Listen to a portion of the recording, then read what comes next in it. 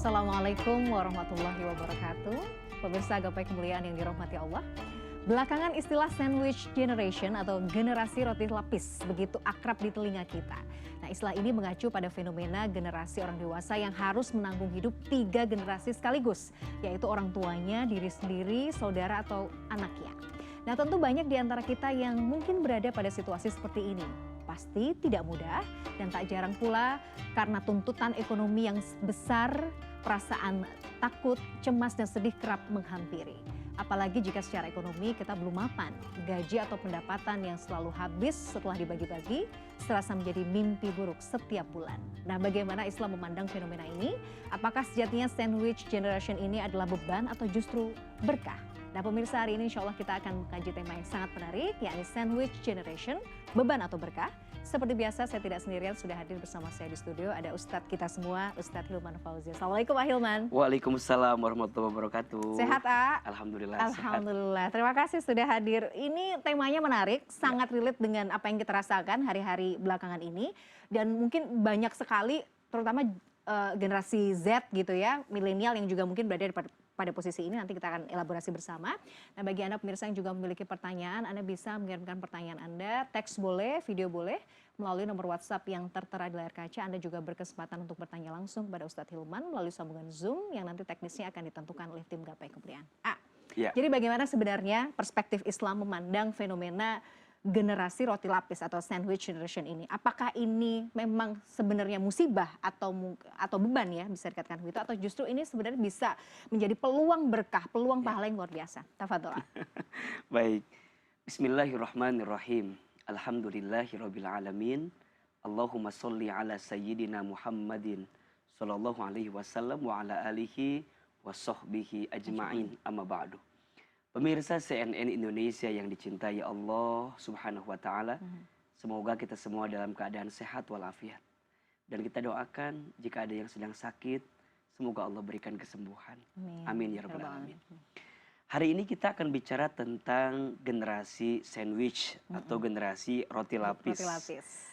Generasi di mana ada seseorang yang boleh jadi dia harus terbebani untuk membiayai hidup 3 generasi gitu ya. Dirinya, orang tuanya, termasuk adik-adiknya. Adik-adiknya misalnya. Nah, apakah ini berkah atau musibah? Apakah ini satu kebaikan atau malah justru keburukan bagi dirinya? Saya akan mulai dari bagaimana cara kita memahami hidup gitu ya. Bahwa ketika manusia diizinkan oleh Allah hidup di muka bumi, sesungguhnya dia sedang diuji oleh Allah dalam setiap etapa apapun. Sebagaimana disebutkan dalam surat Al-Mulk ayat 2. A'udzubillahi minasyaitonirrajim. Bismillahirrahmanirrahim.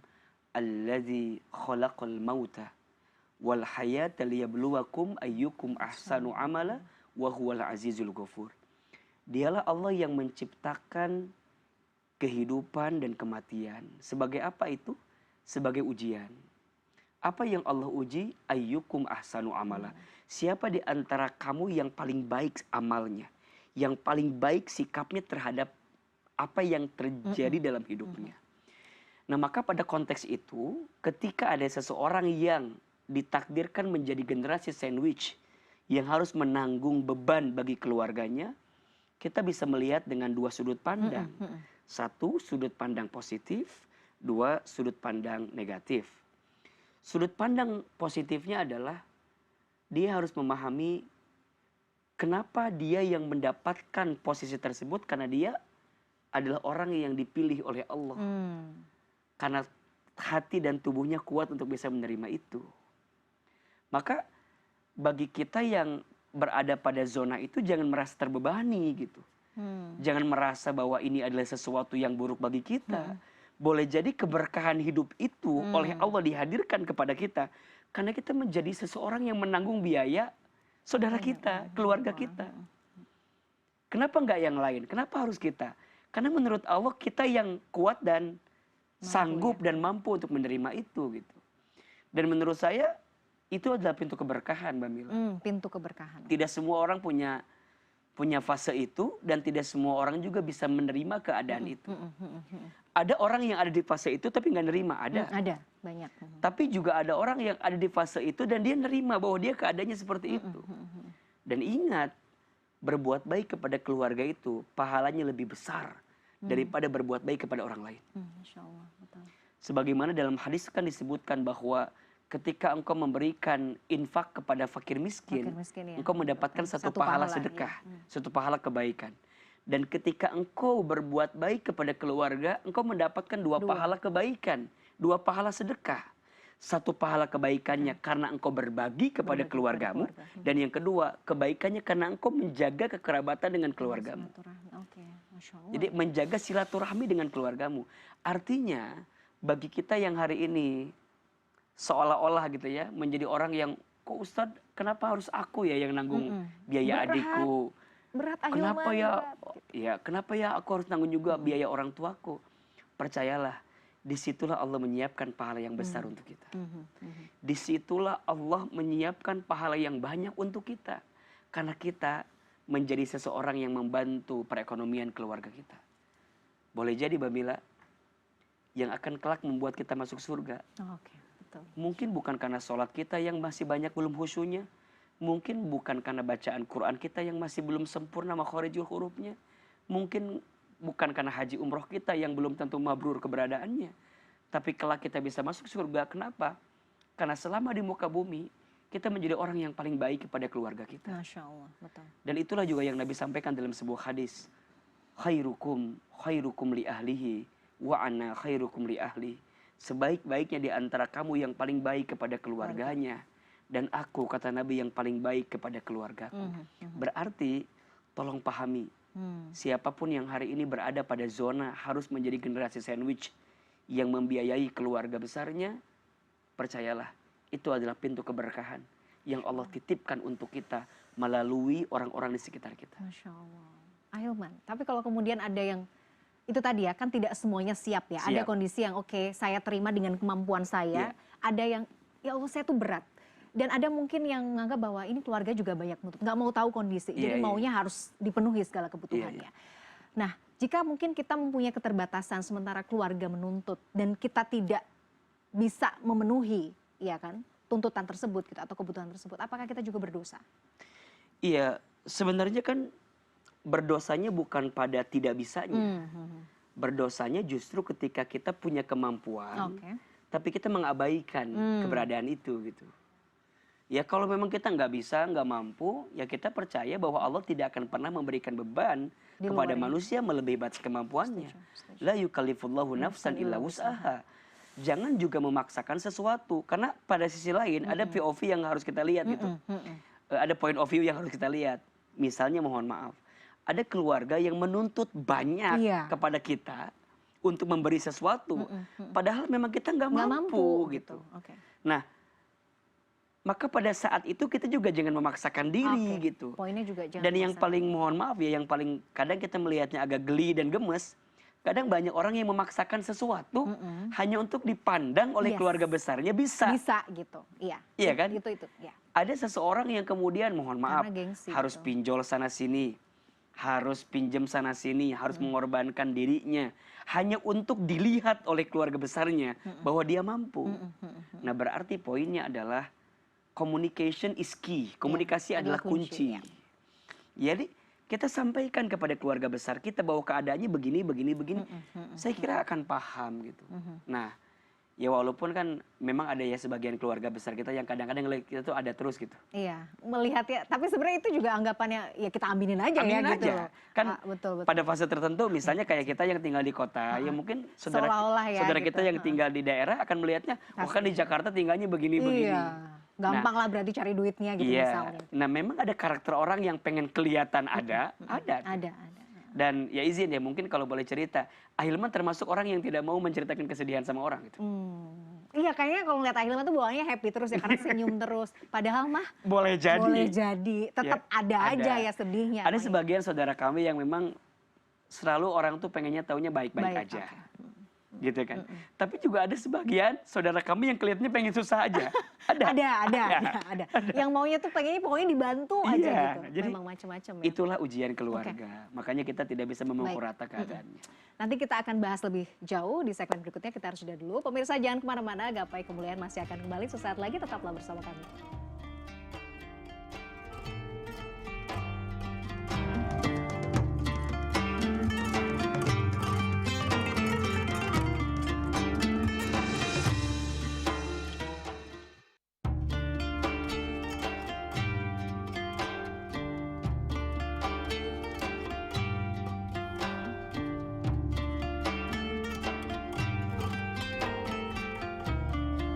Pemirsa, terima kasih Anda masih menyaksikan Gapai Kemuliaan dalam episode Sandwich Generation Beban atau Berkah. Nah, belakangan ini ada banyak diskusi lah ya di media sosial. Artinya bicara soal konteks Sandwich Generation ini, kemudian kalau harus mengutamakan mana yang lebih dulu, gontok-gontokan misalnya, kebutuhan keluarga dulu, anak istri dulu atau orang tua. Karena dilihatnya sama-sama pentingnya, apalagi kalau sudah pakai point of view bahwa orang tua itu kan membesarkan kita, jadi harus diutamakan lebih dulu. Nah, perspektif Islam harusnya kita memaknai ini seperti apa? Iya, kalau kita menyusun tabel daripada keluarga itu kan kita bisa bagi dalam 3 bagian. Satu ke atas, berarti orang tua kita. Oke. Kedua ke samping, pasangan kita. Pasangan. Kalau sudah menikah berarti pasangan, kalau belum menikah berarti kakak adik kita. Kemudian ya ke bawah, anak kita gitu kan. Nah, ini 3 muara daripada keluarga inti yang kita harus benar-benar penuhi kebutuhannya. Nah sekarang kalau ada pada titik pertanyaan, mana yang harus didahulukan? Antara misalnya mohon maaf ya, ibu atau istri gitu. Ini kan pertanyaan yang biasa muncul, belakangan ini lagi jadi diskusi di antara kita. Ya. Nanti kita posisikan dulu gitu, bahwa ketika seorang anak laki-laki dia menikah, berarti kan dia sudah mengambil tanggung jawab pada seorang perempuan yang dia nikahi, istri. Berarti dia punya beban. Sebagai laki-laki nih, sebagai suami, dia harus memberikan nafkah kepada istrinya. Pasangan. Sifatnya wajib. Oke. Dan ketika dia menjadi, tetap kan namanya anak tidak akan bisa lepas. Statusnya akan tetap gitu. Tetapi dia punya kewajiban baru ketika dia sudah menikahi istrinya. Maka ada yang menyebutkan para ulama, berbuat baik kepada istri itu sifatnya adalah kewajiban. Kewajiban ya, wajib. Sedangkan ketika engkau berbuat baik kepada keluarga, artinya kepada orang tua, kepada adik, kakak, itu adalah kebaikan. Kebaikan, oke. Oke. Maka posisikan antara kewajiban dan kebaikan. Tentu mana yang lebih derajatnya prioritas. mana yang lebih, ya. Maka kewajiban. Kewajiban nomor 1. Tetapi pada konteks seorang istri, lihat bahwa suamimu ini punya ibu, punya ayah, punya adik, punya kakak, yang notabene barangkali keadaannya juga sulit, susah. Yang kalau nggak dibantu akan mendatangkan sesuatu yang madorot. Maka di dalam Islam sesuatu yang madorot harus segera ditolong, harus segera diberikan bantuan agar dia bisa lepas daripada keadaan madorot tersebut. So poinnya berarti seorang suami tetap memberikan nafkah kepada istrinya sebagai kewajiban, sebagai bentuk kewajiban secukupnya sesuai kebutuhan. Sesuai kebutuhan, bukan keinginan. Keinginan gaya hidup ya. Oke. Seorang istri dia harus punya hati yang lapang dan memberikan keikhlasan kepada seorang suami untuk juga berbuat baik kepada keluarga besarnya. Dan boleh jadi ketika seorang suami itu berbuat baik kepada keluarga besarnya, nanti Allah bantu untuk mendapatkan kebaikan-kebaikan yang lain. Berarti poinnya tidak ada perbandingan antara ibu dan istri. Karena dua-duanya adalah pintu kebaikan, pintu keberkahan. Sampai kapanpun anak laki-laki itu milik ibunya. Tapi ibu yang baik akan mengajarkan kepada anak laki-lakinya untuk sayang sama istrinya. Sama istrinya. So tidak ada versus antara ibu dan istri. Berarti memang tugas seorang imam, tugas menjadi suami itu juga berat. Berat. Karena harus itu tadi menyeimbangkan. Kan? Antara paham betul kebutuhan terhadap pasangan dan juga bagaimana mengakomodir, ya kan, kebutuhan juga orang tua kalau memang masih dibutuhkan kan. Betul. Nah, ya kadang apa ya? Ya ilmu itu menjadi penting ya untuk benar-benar dimiliki oleh seorang suami gitu. Dan ketika kita memahami nafkah itu jangan hanya sekedar nafkah lahir, tapi juga ada Materi gitu nafkah ya. batin. Ya bukan hanya materi, tapi juga ada nafkah batin, Batin. termasuk komunikasi, Setuju. termasuk memberikan ilmu kepada istri gitu. Sehingga tidak ada lagi perbandingan dan pertentangan antara istri dan ibu. Dua-duanya adalah kebaikan yang perlu kita hadirkan. Jadi itu harus diupayakan bersama ya. Ya Bersama. suaminya belajar, istrinya juga harus belajar. Betul. Karena kayaknya sulit gitu loh. Maksudnya kalau kemudian ada ego, banyak pasti gesekannya juga luar biasa banyak. Betul. Dan Itu harus dipahami oleh semua bahwa ketika kita sudah menikah, itu tidak ada yang namanya aku. Menikah itu menyatukan dua aku menjadi satu kita. Itulah rumah tangga. Maka setelah menikah tidak ada lagi kalimat ini bapakku, itu bapakmu. Tidak. Tapi berubah menjadi kita. Artinya seorang istri harus paham. Kalau ada seorang suami punya seorang ibu yang keadaannya barangkali sulit, maka seorang istri tolong posisikan bahwa ibu suamimu adalah ibumu juga gitu. Sehingga ketika suamimu memberi kepada ibunya tuh jangan, kenapa sih kamu dahuluin? Ya jangan gitu. Karena itu pintu keberkahan. Begitu sebaliknya.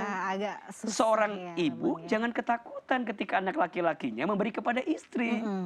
Seolah-olah jadi seolah, kayak saingan gitu kok loh. diambil sih anakku gitu ya. Enggak begitu. Jangan, justru ketika anak laki-lakimu sudah menikah dan sudah menemukan istrinya, berarti itu adalah pintu kebaikan bagi anak laki-lakimu. Mana punya gitu. anak laki-laki lagi. Jadi kan kayaknya harus dipersiapkan dari sekarang. Iya, ilmu Iya, ini tuh benar. penting gitu loh. Jangan sampai kemudian ke belakang ada problem. Jadi mendidik anak laki-laki, bagaimana nanti anak laki-lakinya juga memberikan pemahaman kepada Betul. perempuan-perempuan terhebat di lingkungannya itu Iya. juga penting banget gitu loh. Gitu. Anyway, kalau kemudian kita misalnya akhirnya tadi ya karena mungkin tuntutan sosial, tuntutan ekonomi yang besar gitu ya untuk juga memenuhi kebutuhan anggota keluarga kita yang lain, sampai akhirnya harus berhutang, harus tadi seperti tadi Ahilman sampaikan gitu, pinjol sana sini gitu. Itu gimana ya? Ya, kalau ditanya, hutang tuh boleh atau tidak? Saya akan menjawab boleh, tapi dengan syarat.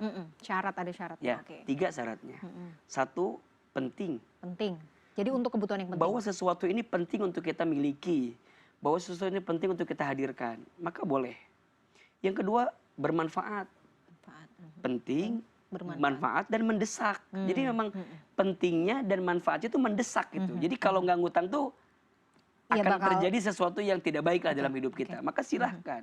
Nah yang ketiga, kita punya kemampuan untuk membayar, Bamila. Oh, nah ini nih. Nah yang ada kadang-kadang udahlah gampang ngutang aja dulu, bayarnya belakangan. Menurut saya itu kurang bijak gitu.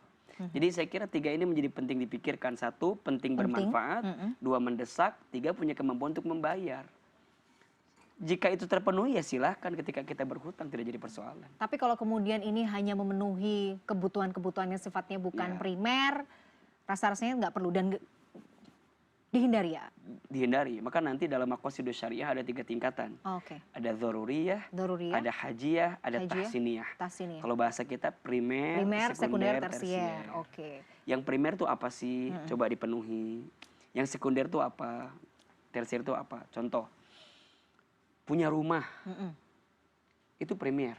Iya, Bagi kita yang Bagi sudah kita. menikah ya harus punya harus rumah. punya rumah. Nah, rumahnya tipe seperti apa? Nah, itu Nah, itu bisa dinegosiasi bisa ya, negotiable didiskusikan gitu. dan bisa dikomunikasikan. Gitu. Walaupun ada sebagian orang yang bilang, enggak, yang penting rumah kita bisa ngekos kok, bisa ngontrak kok. Balik lagi, POV-nya beda-beda Iya. gitu. Dan kalau sudah satu visi sih sebenarnya nggak masalah, Nggak ya. masalah. Nah, khawatirnya kalau Tapi kalau istri saya minta memahami ini. ya sandang, pangan, Pangan, papan papan. itu adalah primer gitu. Sandang, ya pakaian harus pakaian terbaik. Papan disiapin hunian terbaik.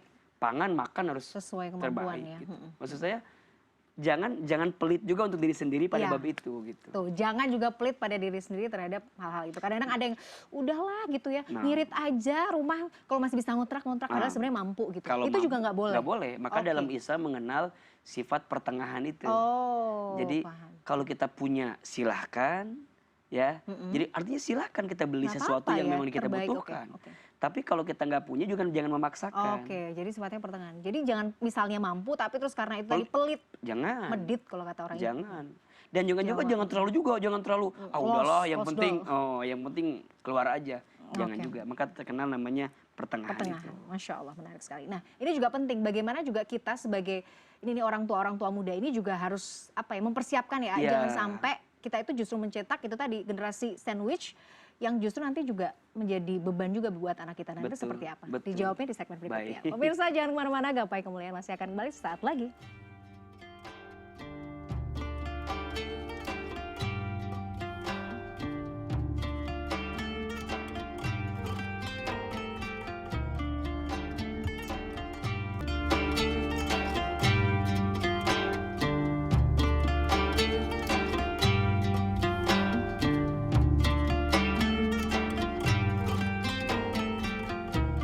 Pemirsa, terima kasih Anda masih menyaksikan Gapai Kemuliaan dalam episode Sandwich Generation, Beban atau Berkah. Bagaimana kita mungkin yang sebagai orang tua muda ini juga harus melihat ke depan ya, fenomena ini tuh sudah nyata, real gitu. Supaya kita juga mudah-mudahan tidak terjebak juga dalam fenomena seperti ini nantinya. Seperti apa? Iya, di dalam Islam kalau kita bicara tentang financial planning ya, artinya pengelolaan keuangan dalam Islam itu mencakup 3 hal. 3 hal. 1, pengelolaan pada pendapatan. Jadi dari mana harta yang kamu dapatkan. Oke. Ini penting loh. Ya bagaimana kita memastikan pendapatan kita bukan hanya jumlahnya, tapi halal dan tidaknya gitu. Ini menjadi penting. Maka ada pengelolaan pendapatan yang perlu kita pikirkan. Yang kedua, pengelolaan pada sisi pembelanjaan. Pembelanjaan, oke. Maka nanti kan ada yang harus kita keluarkan yang wajib sifatnya zakat. Ada yang sunnah muakkadah infak sedekah. Nanti ada yang kita tinggalkan setelah kita wafat namanya waris gitu kan. Kemudian ada yang bermanfaat terus menerus namanya wakaf gitu. Itu kan distribusi harta dalam Islam yang perlu kita turunkan. Termasuk nanti ada kebutuhan yang tadi kebutuhan kita bagi 3 tuh. Ada doruriyah, ada haji, ada tahsiniyah. Itu pengelolaan pada pembelanjaan. Sebenarnya kalau dibikin per item itu gitu, bisa dimulai ya. Itu ada pelajarannya. Kita 1 semester belajar itu tuh. Masya Allah nih. Financial planning dalam Islam itu. Jadi pendapatannya seperti apa, kemudian nanti pembelanjaan seperti apa. Nanti yang ketiga, pengelolaannya. Oke. Jadi kalau hartanya berlebih ada investasi. Kalau hartanya kurang ada defisit kan. Berarti harus apa? Apakah berhutang? Gitu. Terus nanti kalau ada risiko yang terjadi ada proteksi. Ada insurance misalnya. Jadi itu tuh semua diatur dan dikelola dengan baik dalam Islam. Berarti kalau kita bikin tabel, kita bisa tuh bikin tabel. Tabel pendapatan sekian. Nah dengan pendapatan sekian tuh kira-kira pengeluarannya berapa? Kan pasti ada lebihnya. Nah lebihnya itu diapain? Diinvestasiin, ditabungin, diapain. Nah ini penting untuk kita pikirkan. So di antara pesan Quran juga yang perlu kita garis bawahi adalah jangan sampai engkau meninggalkan anak keturunanmu dalam keadaan yang lemah. Powerful banget. Nah, lemah itu kan punya luas. makna yang luas. Lemah ilmu, lemah iman, lemah harta, termasuk lemah harta. Oke. Maka beruntunglah jika ada kemudian orang tua yang punya pikiran untuk menyiapkan kebaikan-kebaikan bagi anak cucunya di waktu yang akan datang. Apakah itu juga berarti mungkin kita juga, mumpung kita masih muda, kita masih punya tenaga gitu, kita juga perlu mempersiapkan masa tua kita gitu. Artinya biaya mungkin biaya retirement kita gitu, pensiun kita, supaya nanti nggak terlalu membebani anak gitu. Iya, makanya kan di antara pesan Nabi salah satunya adalah ingat 5 perkara sebelum 5 perkara. Ya salah satunya adalah ingatlah masa mudamu sebelum masa tuamu, masa lapangmu sebelum masa sempitmu, masa sehatmu sebelum masa sakitmu, masa kayamu sebelum masa miskinmu. Gitu. Itu benar-benar harus kita perhatikan sebagai pesan dari Nabi. Berarti Nabi juga melihat bahwa saat kita mengolah hidup ini harus benar-benar dengan pengelolaan yang baik. Kitanya baik, terus anak keturunan kita pun juga dalam keadaan yang baik. Walaupun pada akhirnya harta itu kan bukan jadi satu-satunya gitu. Iya, betul. Kalau ada yang bertanya, kira-kira apa yang harus kita tinggalkan bagi anak kita saat kita kembali kepada Allah? Ya iman dan ilmu. Saya itu masih ingat Mbak Mila, ketika ayah saya meninggal sejak saya kecil kan.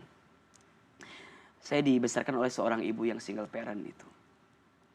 Sampai pada titik ibu saya tuh kalau urusan sekolah, beliau itu benar-benar apapun gitu ya, yang penting anaknya sekolah gitu. Sampai pada situ ketika ibu saya masukin saya ke pesantren, ke pondok gitu. Saya bilang ke ibu saya, makan kalau ke pondok itu biayanya mahal gitu, dari mana? Kata ibu saya, nggak apa-apa, yang penting Hilman bisa sekolah, nanti mama yang nyari uang. Masya Allah. Jadi ibu saya itu seorang pedagang di pasar tradisional, jadi setiap pagi beliau berangkat ke pasar, pulang zuhur, Setelah zuhur kemudian beliau itu keliling kampung, ngider kalau bahasa orang kampung kita tuh. Jadi keliling jualan. Yang penting anaknya bisa sekolah gitu. Sampai di titik ibu saya sakit stroke. Oh. Setelah ibu saya stroke, tentu ibu saya tidak bisa lagi berjualan seperti biasa. Tapi ada satu hal yang saya masih ingat sampai hari ini. Hilman jangan pernah berhenti sekolah ya katanya. Jangan pernah berhenti belajar, menuntut ilmu. Kenapa? Kata ibu saya, mama nggak ngasih Hilman harta, mama ngasih Hilman ilmu. Kalau Hilman dikasih harta, nanti Hilman yang bakal capek ngejagain harta. Tapi kalau Hilman dikasih ilmu, nanti ilmu yang bakal ngejagain Hilman. Oh, Masya Allah. Itu menurut saya sampai hari ini saya masih sangat teringat kata-kata itu. Betul. Maka kalau hari ini ada orang tua yang kemudian bertanya, investasi apa ya yang paling bagus bagi kita? Saya kira investasi ilmu lah. Oke. Jadi salah satunya juga apa ya, itu tadi ya, anak-anak kita kalau pinter bahasanya gini, kalau kita tuh, tapi jangan sampai keblinger juga ya, malah minterin orang gitu maksudnya. Jadi investasi ilmu membuat anak kita jadi pinter, itu insya Allah ya, belajar gitu ya. Makanya belajar agama. jangan bilang biaya kalau untuk urusan pendidikan anak gitu. Ya. Bilangnya investasi. Kalau biaya itu kan dikeluarkan habis, tapi kalau investasi dikeluarkan pasti balik lagi. Pasti balik, dan mungkin bisa bertambah. Dan biasanya high risk high return gitu ya. Makin besar yang kita keluarkan untuk investasi kebaikan, maka akan besar juga pengembalian yang bisa kita dapatkan. Ahilman, jadi yang juga penting ini kan sebenarnya kalau tadi kita balik lagi ya, ini kan tergantung bagaimana cara pandang ya, cara pandang. Ada yang tadi merasa beban gitu, sampai akhirnya frustrasi gitu, aduh kok gini sih keluarga gue, kok dan lain sebagainya. Saya tuh melihatnya itu kadang-kadang di kekuatan mental ya, ketahanan mental ya.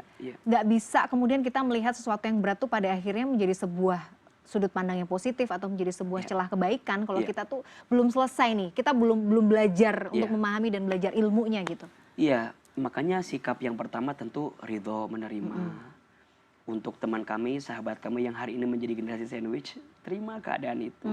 Ridho bahwa Allah tidak akan mungkin memberikan beban melebihi batas kemampuan kita. Setelah itu yang kedua tentu kita harus berikhtiar lebih besar, lebih banyak. Tidak apa-apa.